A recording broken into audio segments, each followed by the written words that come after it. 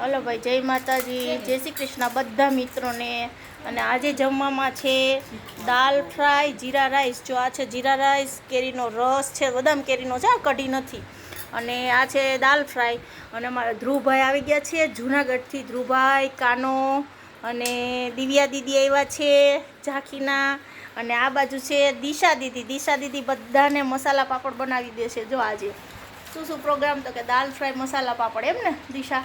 ઉનાળામાં ખાવાના. હા, એટલે કેવું બન્યું દર્શન? દાલ ફ્રાય કેમ બની ગયા? ડબલ તડકા, જોરદાર જોરદાર. ધ્રુવ કેવો લાગ્યો દાલ ફ્રાય?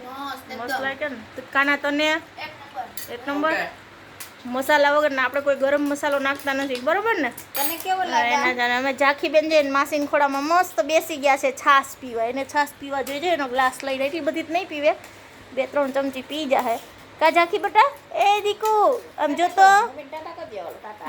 જો આ બધા બે ગયા છે. ચલો દાલ ફ્રાય જીરા રાઈસ ખાવા. હું દિશા કેમ ભાવશે? ભાવશે. દિશાને ભૂખ લાગી છે, પણ દિશા બધાને જમવા આપે છે.